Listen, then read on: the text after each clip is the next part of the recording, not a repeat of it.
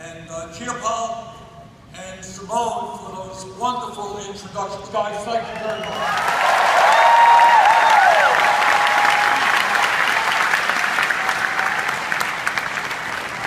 Brothers and sisters, what a turnout. Thank you so much for being here.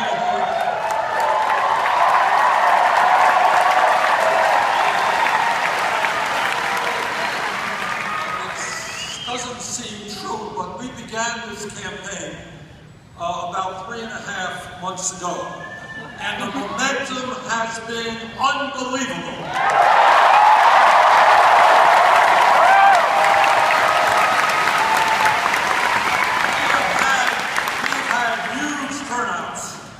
Burlington, Vermont, in Denver, in Minneapolis, in Madison, in Phoenix, in Portland, Maine, in New Orleans. But I want to tell you something tonight. We got 12,000 people here.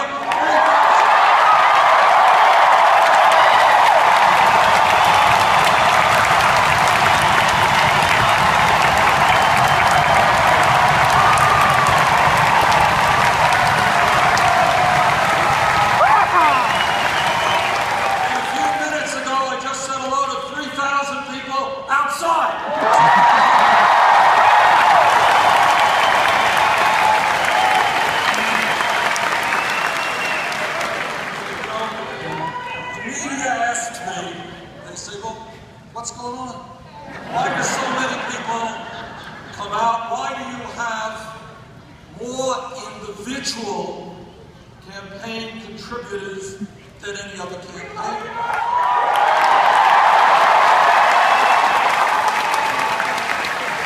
Why last week did we have 3,700 organizational meetings all across this country? 100,000 people.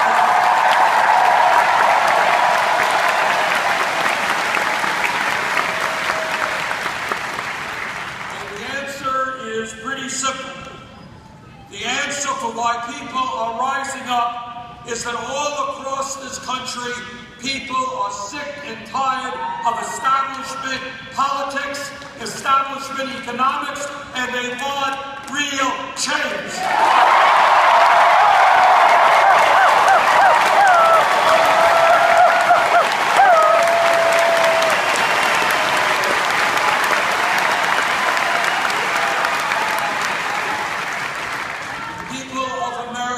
Understand that corporate greed is destroying our country, that American politics is now dominated by big money interests, and that much of the mainstream media is prepared to talk about everything except that is what is most important.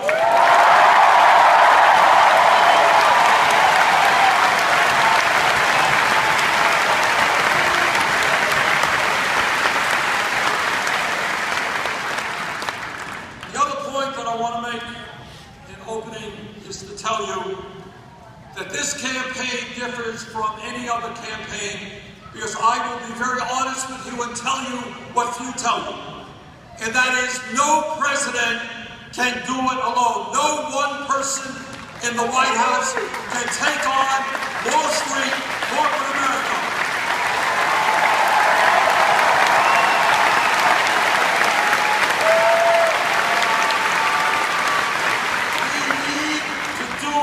Together, we need a grassroots political movement from the west to the east, which tells the big money interest this country, our government, belong to all of us, not just a handful.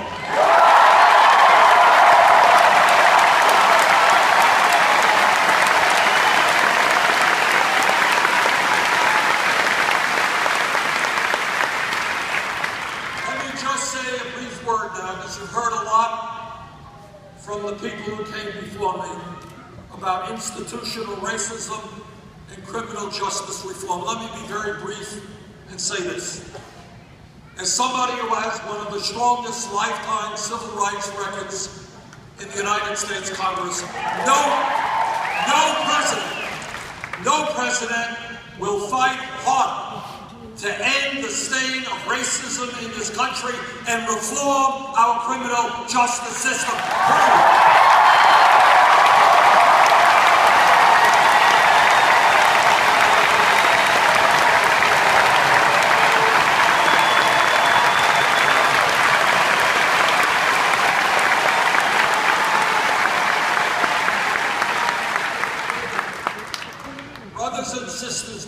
Today, we are living in the wealthiest country in the history of the world.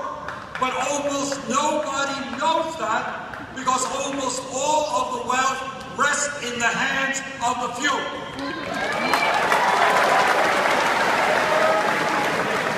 The United States now has more income and wealth inequality than any major country on earth, and it is worse today than at any time since 1928.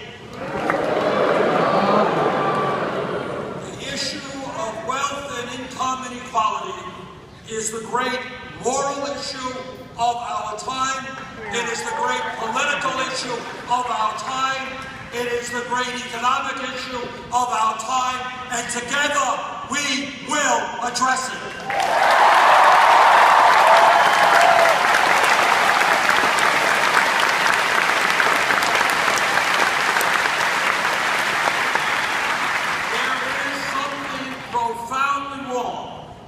When the top 1/10 of 1% owns almost as much wealth as the bottom 90%.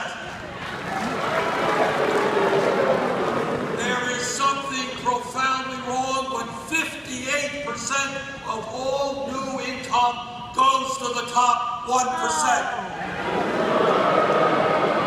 There is something profoundly wrong when we have seen in recent years a proliferation of millionaires and billionaires while the average American works longer hours for lower wages, and we have the highest rate of childhood poverty of any major country. That is wrong. That is unacceptable. That will change.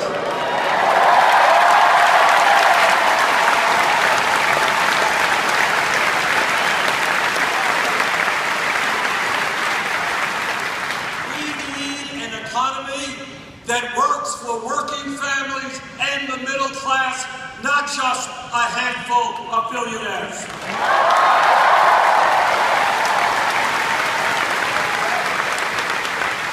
This campaign is sending a message to the billionaire class. And that message is simple and straightforward. You cannot have it all.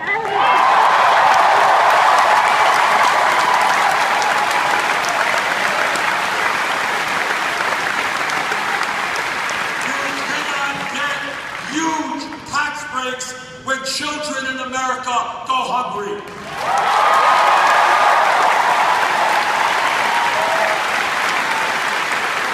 We cannot continue to send our jobs abroad when millions of Americans are in desperate need of work right here.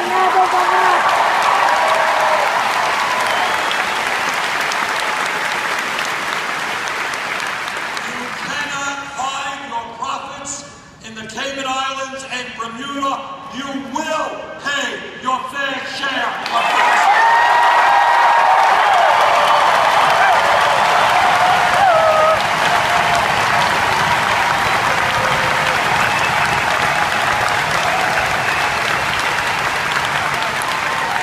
The billionaire class cannot take advantage of all of the benefits of America if they do not accept their responsibilities as Americans.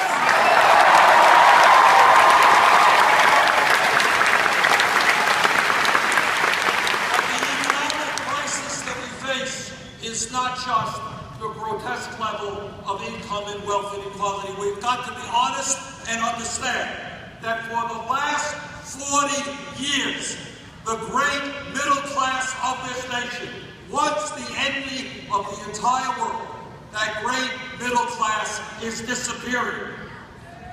Despite exploding technology and increased worker productivity, median family income is almost $5,000 less today than it was in 1999. In my state of Vermont and your state of Washington, people are working not one job, they're working 2 jobs, they're working 3 jobs, trying to cobble together some income and some health care. That is not an American economy. We can and must do much better than that.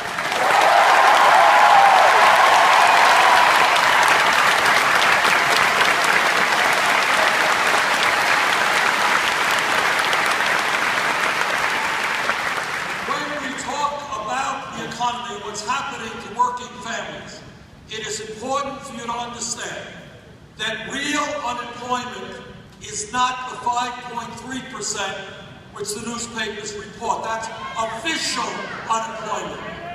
Real unemployment includes those people who have given up looking for work and the millions of people who are working part-time when they want to work full-time.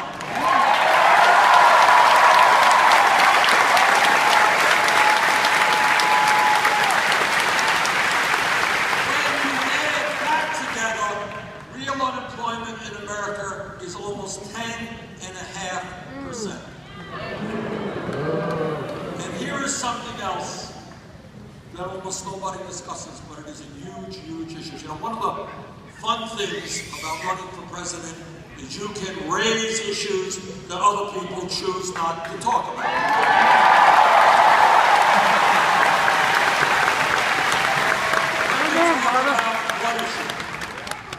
That is that today we have a horrendous tragedy in terms of youth unemployment in America.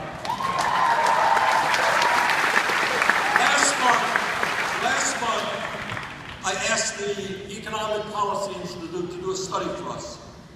And what they found is that for kids who graduated high school between the age of 17 and 20, if they were white, real unemployment and underemployment was 33%. If they were Hispanic, real unemployment was 36%. If they were African American, real unemployment is 51%.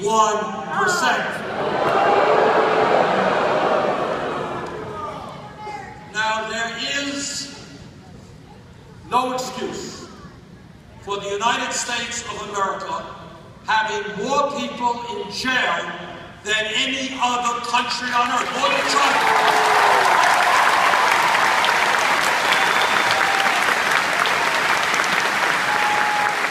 This is a failure of our criminal justice system, a failure of our educational system, and a failure of our economy. But I will tell you this. It makes more sense to me to be investing in jobs and education for our kids than in jails and incarceration.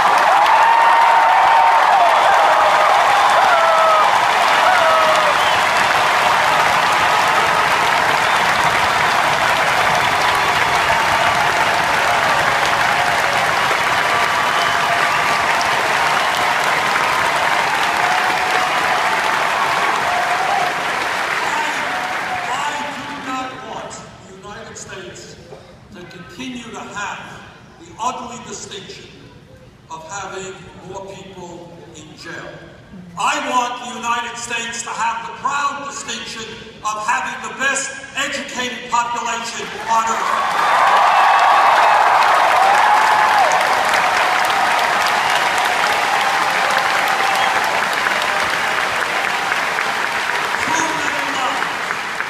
Too many lives have been destroyed by the so-called war on drugs. Too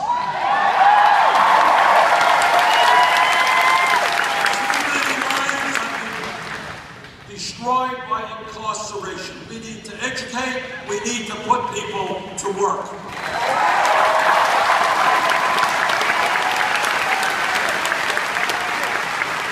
When we talk about the economy, it is also important to put on the table that tens of millions of our people are working today at totally inadequate low wages. The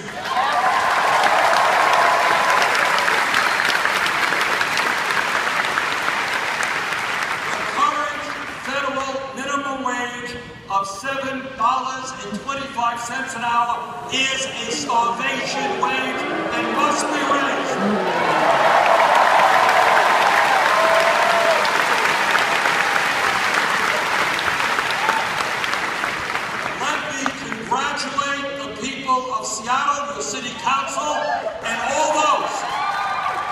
stood up and said that we need a living wage for workers, $15 an hour.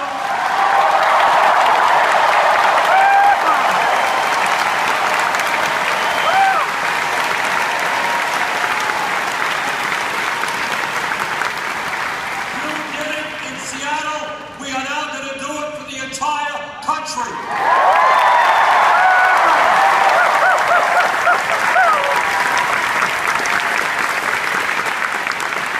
The simple truth is not a radical idea.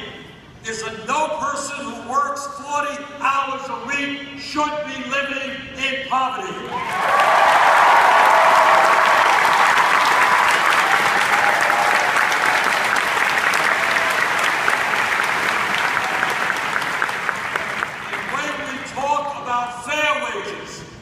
I want every man in this room to stand with the women of this country, demand pay for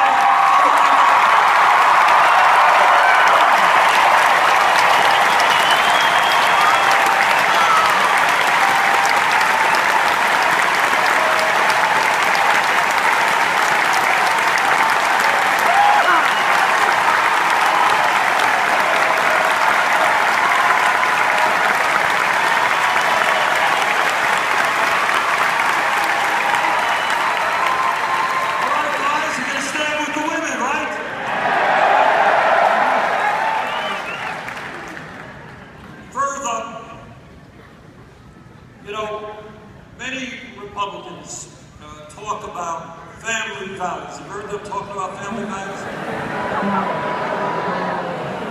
Just heard them the other night in the debate. They just love families. Well, I've got 4 kids. I've got 7 beautiful grandchildren. My wife and I have been married for 27 years. We believe in family.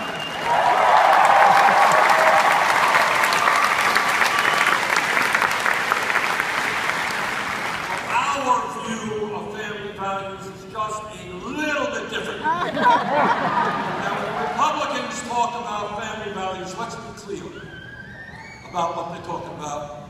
They believe that women in America should not have the right to control their own bodies. I disagree.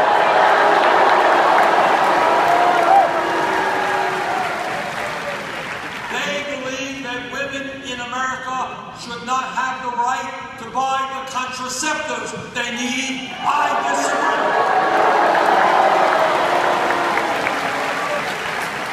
They believe that our gay brothers and sisters should not have the right to get married and enjoy all of the benefits of being Americans. I disagree.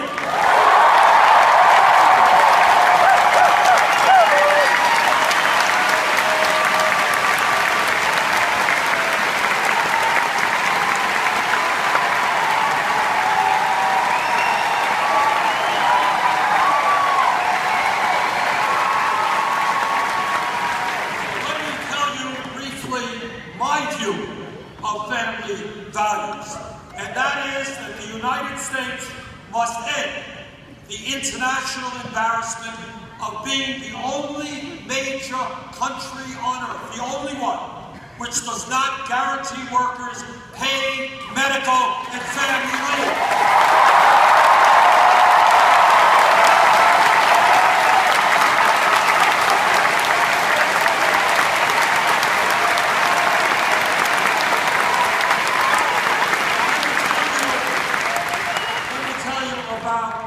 Real family values, and that is that today in the state of Washington, in the state of Vermont, a woman is having a baby. It is an extraordinary day for that woman, for her family, and a pretty good day for the baby as well. But here's the point.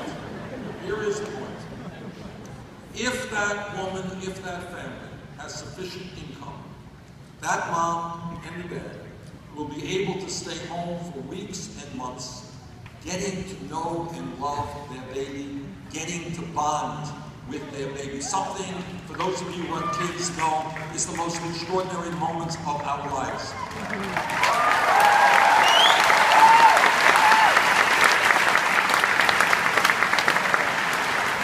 But if that mom does does not have sufficient income, she will be forced to go back to work in 3 days, 5 days, 8 days. She will be separated from that baby she just bore.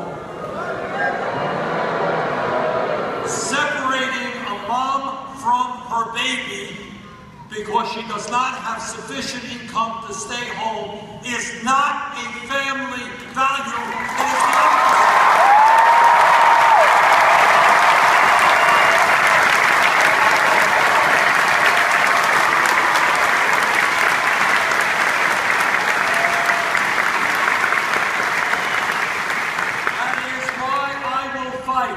For 12 weeks of paid family leave.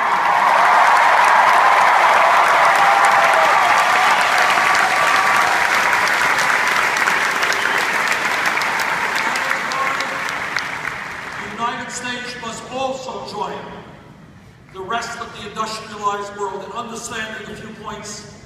And that is that in our country today, you may know this, you may not know this, but because of the collapse of our middle class, the people of America work longer hours than do the people of any other country. And yet, despite the fact that 85% of men are working more than 40 hours, 65% of women are working more than 40 hours, there are jobs that are being offered today that provide zero, none, paid vacation time. That is why I will fight for 10 days paid vacation time for every worker in America.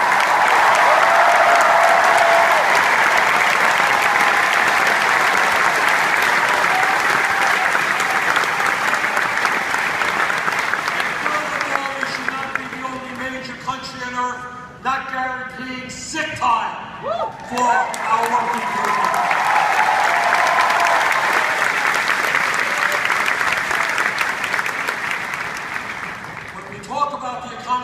Posters go out and call you up and they say, what is uppermost on your mind? What do you feel most strongly about? Invariably, what the American people say is a 4-letter word, J-O-B-S. People understand how fragile the economy is. They understand that if you're 55, you can be replaced tomorrow by somebody half your age at half the wages. They understand that if you're young, how hard it is to get a job, especially a job equivalent to your education. So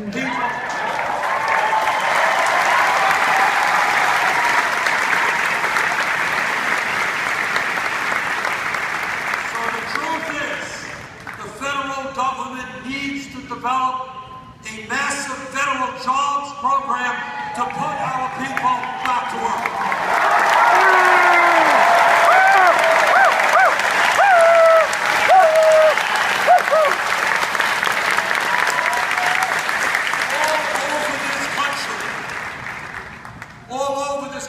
Our infrastructure, our roads, bridges, rail, airports, wastewater plants, water plants, levees and dams are crumbling. We used to have the best infrastructure in the world. Now we are far below many other countries. Let us invest, and I have put forward legislation, $1 trillion over 5 years, rebuild our infrastructure, create up to 13 million jobs.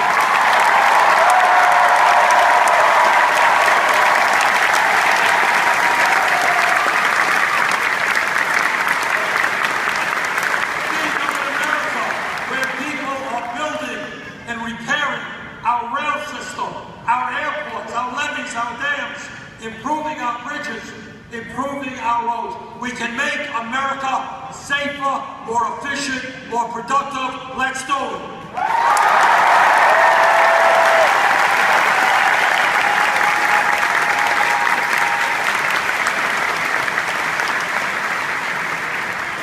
When we talk about jobs, it's not only the need to create millions of decent paying jobs, it is the need to stop the loss of jobs because of our disastrous trade policies.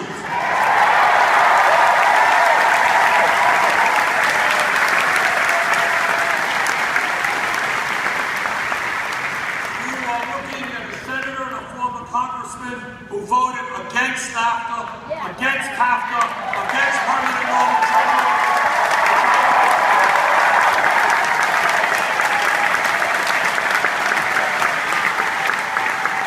You're looking at a senator who will do everything he can to defeat this disastrous TPP.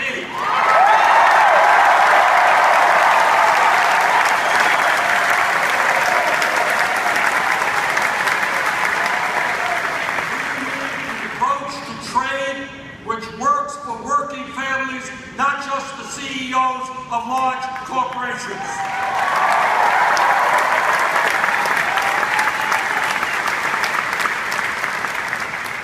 When we use such words as greed, recklessness, illegal behavior, arrogance, these are just some of the words to describe Wall Street.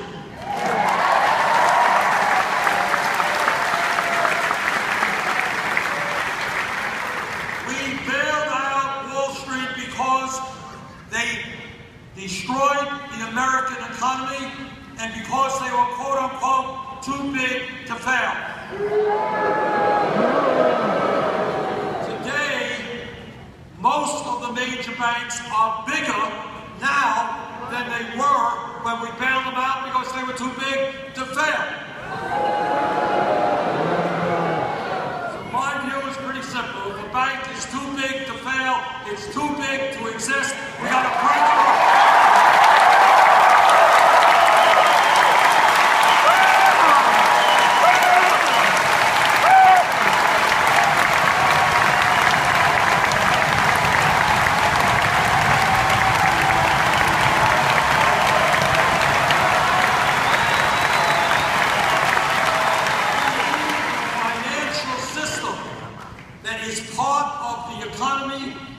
Affordable loans to small and medium-sized businesses that helps us create jobs, helps people buy homes, not charge us outrageous interest rates on our credit cards, not be an island unto itself whose only goal is to make outlandish profits.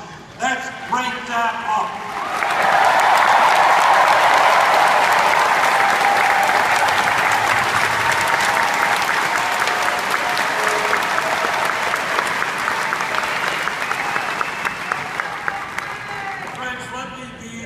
Blunt and straightforward in telling, if I haven't been already, in telling you what I think most of you already know. And that is, as a result of the disastrous Supreme Court decision in the Citizens United case.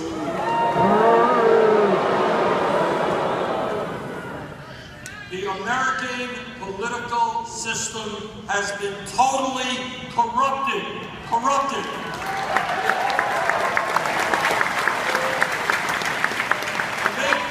Mistake about it. The foundations of American democracy are being undermined. But the Supreme Court said to the wealthiest people in this country, said, all right, guys, you already own much of the economy. Now we're going to let you buy the United States government, and that is exactly what they are trying to do. Have a situation where one family, the extreme right-wing Koch family, a family that believes in ending Social Security, Medicare, Medicaid, the Environmental Protection Agency, the U.S. Postal Service. That's their agenda. That one family will spend almost $1 billion on this campaign to elect candidates who represent the rich and the powerful. When one family can spend and is spending more money than either the Democratic Party or the Republican Party, brothers and sisters, that is not called democracy. That is called oligarchy.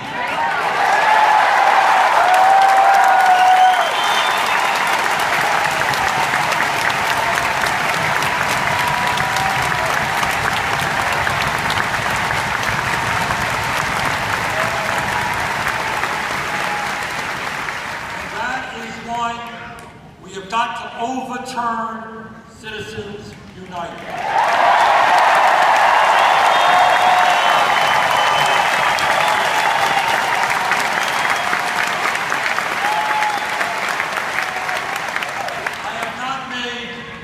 Promises during this campaign, but let me repeat one promise that I have made, and that is any nominee of mine to the U.S. Supreme Court will, in fact, have to pass a litmus test. That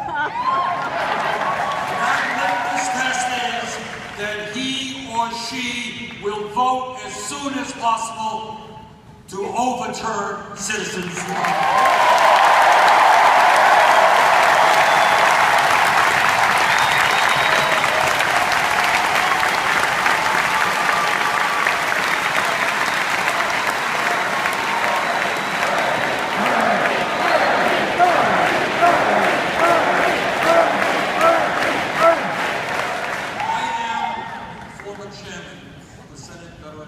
I've talked to countless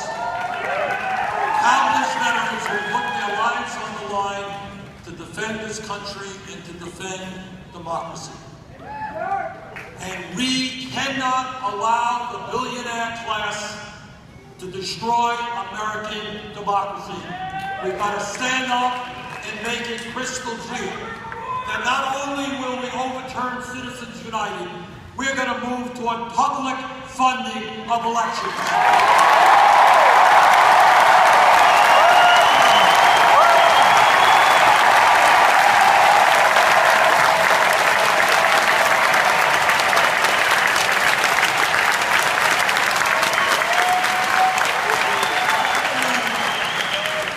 I believe in my heart of hearts, I am a huge believer in democracy. I love democracy. I love the idea that everybody can participate in the political process. I love the idea that we can and should have serious debates and respect people's differences of opinion. I love the idea that anybody can run for office, but unless we move to public funding of elections, young people will continue to have to beg campaign funds from the rich and the powerful. That I want to see end.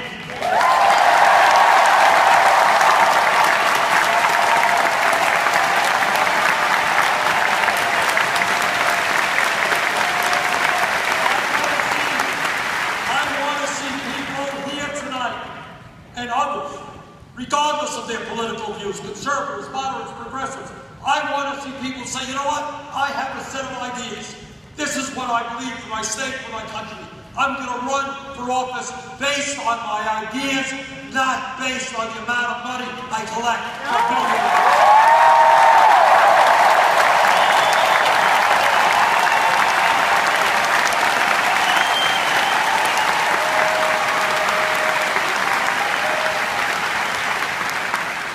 The other day, a few days ago, in D.C., I was at a meeting, at a function, at an event with Martin Luther King III and the Southern Christian Leadership Conference, a major civil rights group. And they were there to honor and acknowledge the 50th anniversary of the Voting Rights Act in this country, a huge step forward.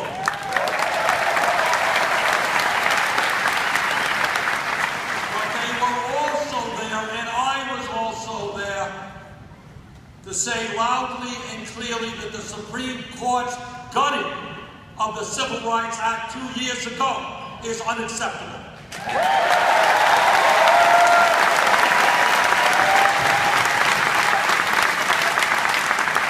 you can believe it, and how sad this is, literally hours after the Supreme Court ruled, you had states going to work trying to pass legislation making it harder for people of color, poor people, and older people to vote. How disgraceful. Now, I'm a politician and I run for office. Sometimes I win and sometimes I lose. But it has never ever occurred to me to figure out a way to keep people from voting because they disagree with me.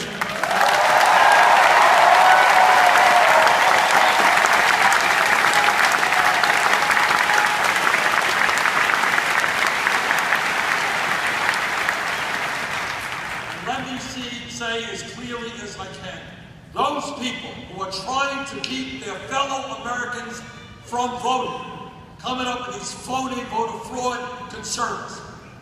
Those people are political cowards who don't have the guts to defend their ideas.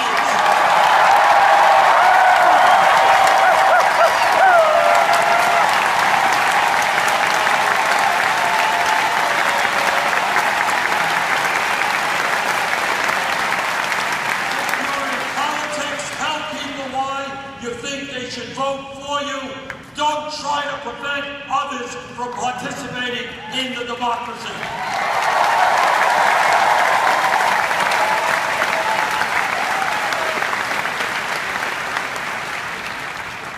Today in America, all of you know, we are living in a highly competitive global economy.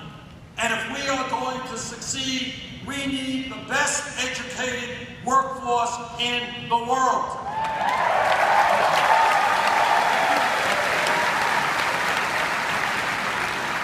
It is absolutely absurd that today in America, in the year 2015, hundreds of thousands of bright, qualified young people cannot go to college simply because their families lack the income.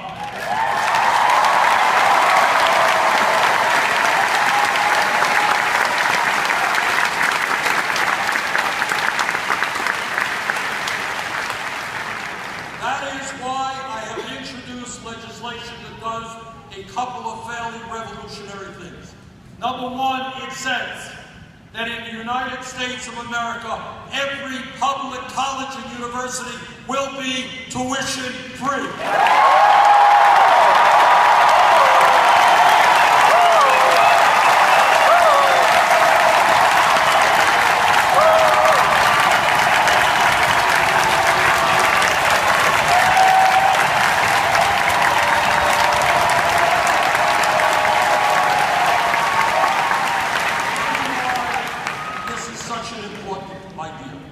It's not just obviously that it will make life easier financially for those who are going to college, but it does something much more. Right now in Seattle, in Burlington, Vermont, all across this country, there are kids who are in the 4th grade who are in the 6th grade. Their parents didn't go to college. Their friends' parents didn't go to college. They don't know anybody who went to college. And the idea of going to college is something outside of their worldview. But what we will say to those kids now is if you study hard, if you take school seriously, you will in fact be able to go to college regardless of the income of your family.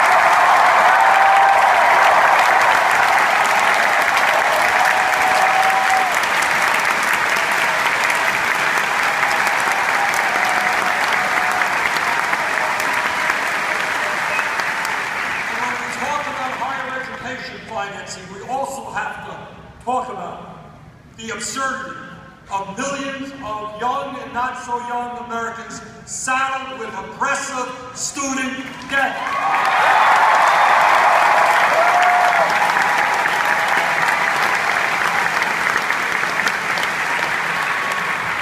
Last year, Vermont met with a group of people, young woman whose crime in life was she wanted to go to medical school. She did.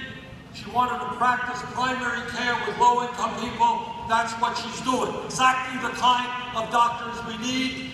She left school $300,000 in debt. Talk to a young woman in Iowa.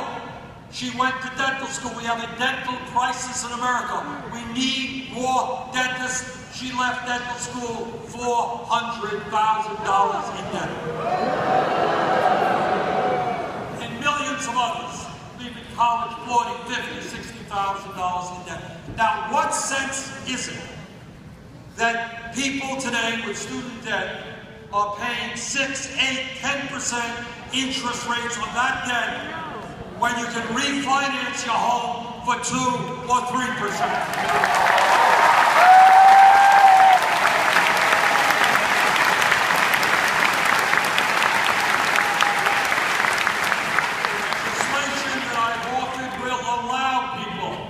Significantly lower their interest rate rates on student debt by refinancing, and furthermore, we're going to get the government out of profiteering on student debt.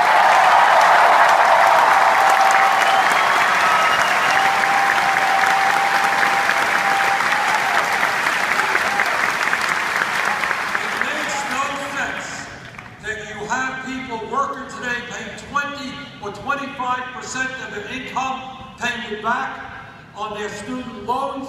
They can't get a home, they can't get married. That's wrong, and we're going to change that.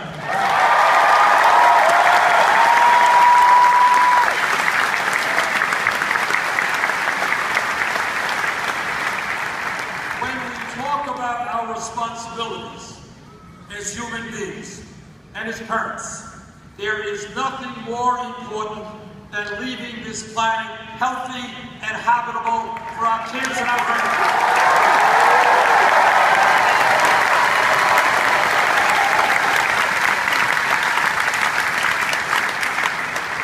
The debate is over. Yeah. Now, it's not over on Fox TV. They forgot to talk about it the other day.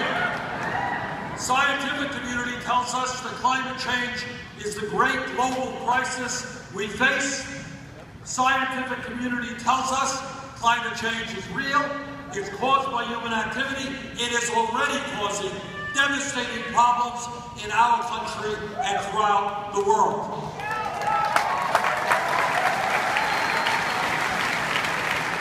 And what the scientists tell us is that we have a reasonably short window of opportunity to prevent horrendous things from happening to this planet. What they said, and I'm on the Environmental Committee and the Energy Committee, what the scientists tell us, if we don't get our act together, this planet Earth will become 5 to 10 degrees warmer by the end of the century. More droughts, more flood, more extreme weather disturbances, more rising sea levels, more acidification of the ocean. And what the CIA tells us, climate change will result in more international conflict as people fight for scarce water and land resources. We have a moral responsibility to lead the world, to work with China and Russia and India, to lead the world in transforming our energy system away from fossil fuel.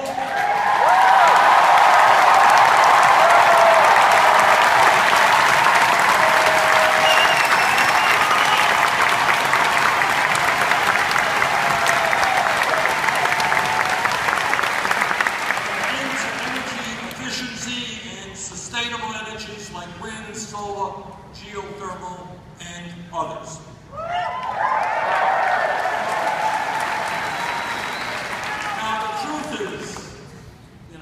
As perhaps the most progressive member of the Senate, I have strong disagreements with my Republican colleagues on a whole host of issues. That goes without saying. Yeah! But on this issue, what we are seeing is not a disagreement. We are seeing an international embarrassment when you have a major political party denying the reality of what science is telling us.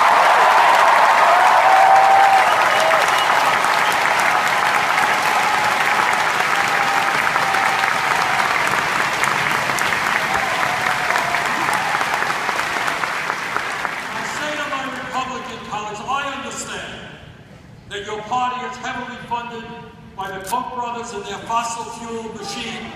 I understand you're funded by ExxonMobil and the coal companies. And I understand that if you listen to science, they may cut your funding. But I say this to my Republican colleagues. Have the courage and the decency to listen to your kids and your grandchildren, not your politicians.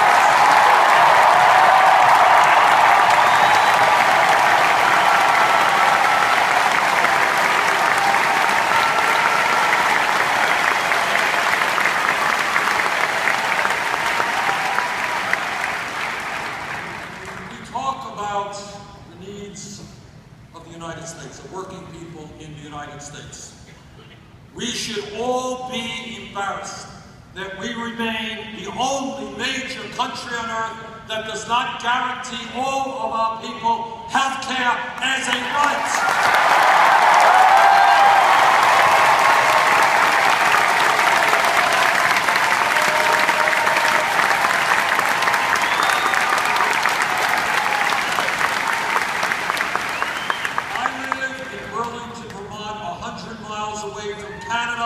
They've got a national healthcare system. Germany has a healthcare system. The UK has a national healthcare system. Scandinavia has a national healthcare system. And the United States of America must have a single-payer Medicare program.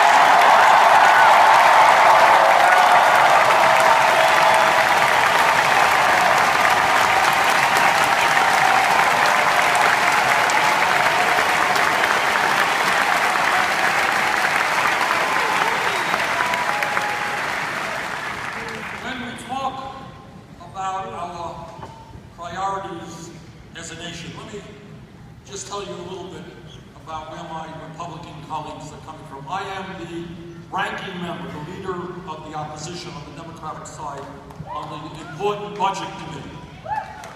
Several months ago, the Republicans control the House and the Senate. They passed their budget. Media didn't report about it very much, but I want to tell you what was in that budget.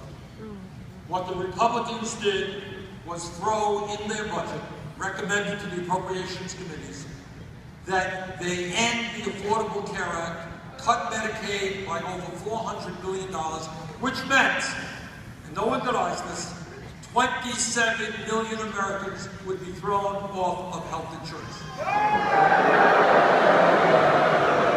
And when you ask them, as I did, tell me, when you throw 27 million people off of health insurance, how many of them will die? How many of them will end up much sicker than they otherwise would have been?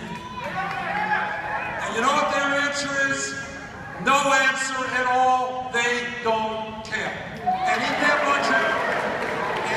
budget, over a 10-year period, when millions of families are struggling to figure out how they're going to send their kids to college, they cut the Pell Grant program by $90 billion.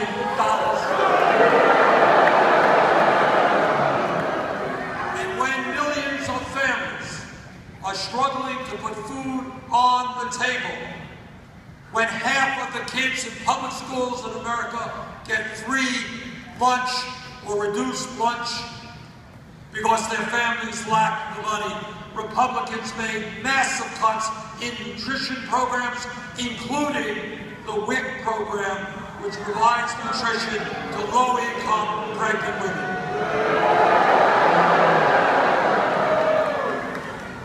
And then, to give you an idea of their priorities, to add insult to injury, they proceeded to provide over $250 billion in tax breaks to the richest 0.2%.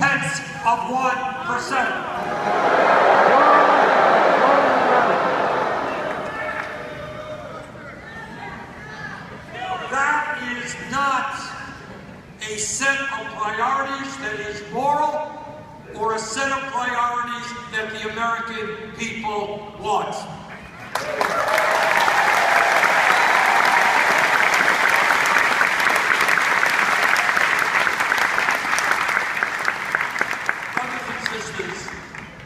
What this campaign is about is to bring people together who have a very different set of priorities than Republican priorities.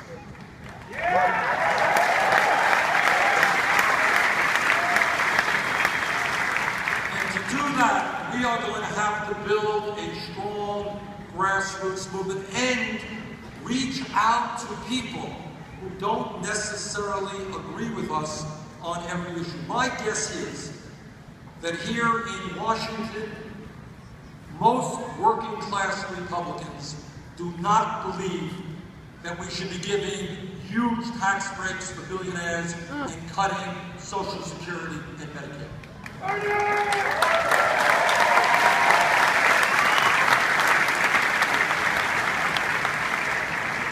Our job is to reach out to those Republicans. Our job is to reach out to young people who don't understand the significance of politics for their lives.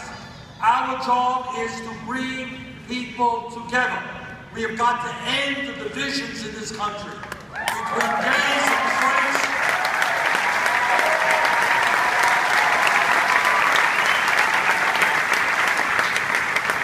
between black and white.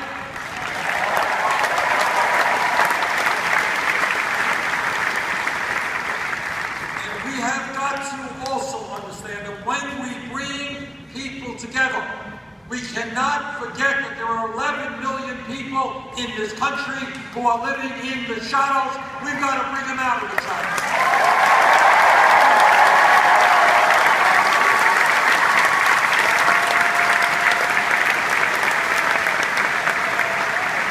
We must be about bringing families together, not dividing them.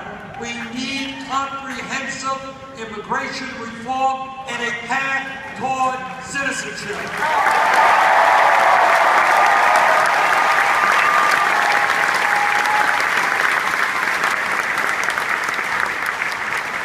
Yesterday, I had a conversation with the president about the situation in Iran. We chatted for a while. And what I get very nervous about is that apparently many of my Republican colleagues and Republican candidates for president have forgotten the lessons of the wars in Afghanistan and Iraq.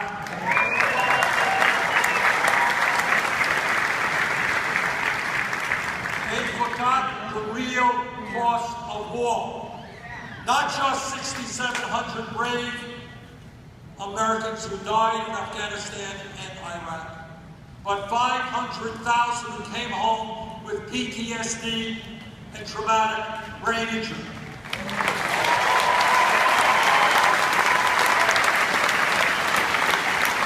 And if this country needs anything, we must make certain that every veteran gets the health care and all the benefits.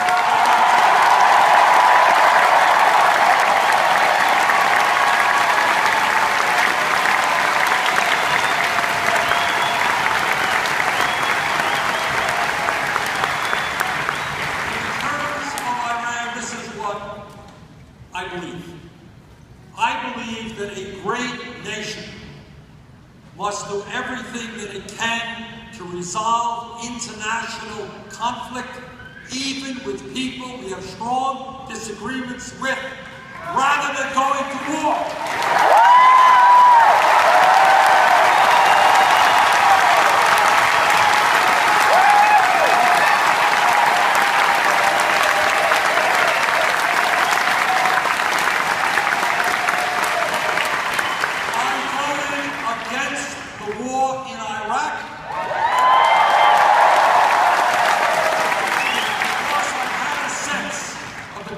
Destabilization it would bring about. I want to give peace every chance, every opportunity.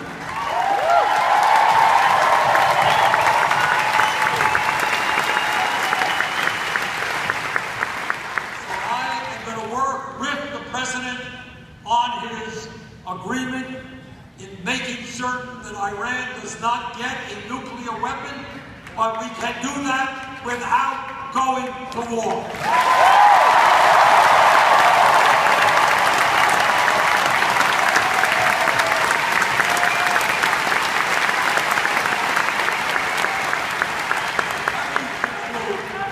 Let me conclude by just saying this. I hope very much that the thousands of people here tonight are prepared to think big, not small.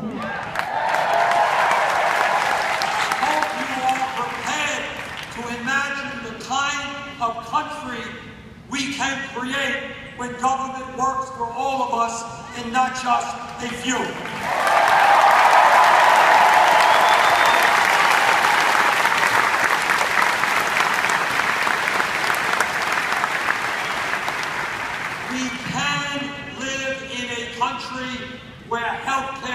is a right for all people. We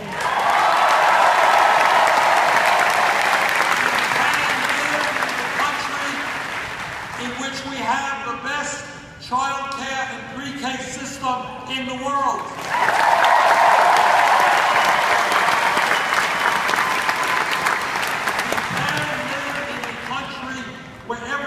Has the ability and desire to get a higher education regardless of their income.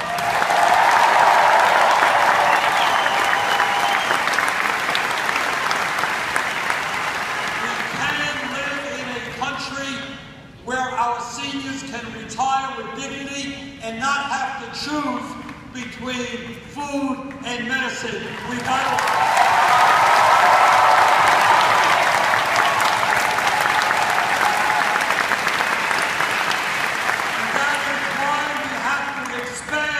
Social Security, not cut it.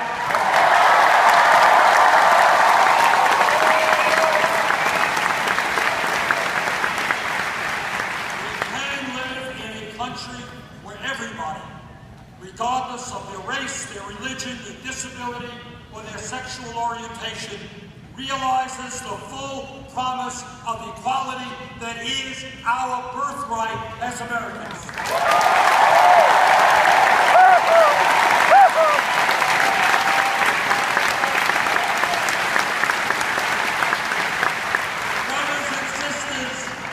This is not utopian dreaming. This is the country we can create if we are prepared to stand together, if we are prepared to take on the billionaire class, if we are prepared to create a vibrant, powerful political movement. Thank you all.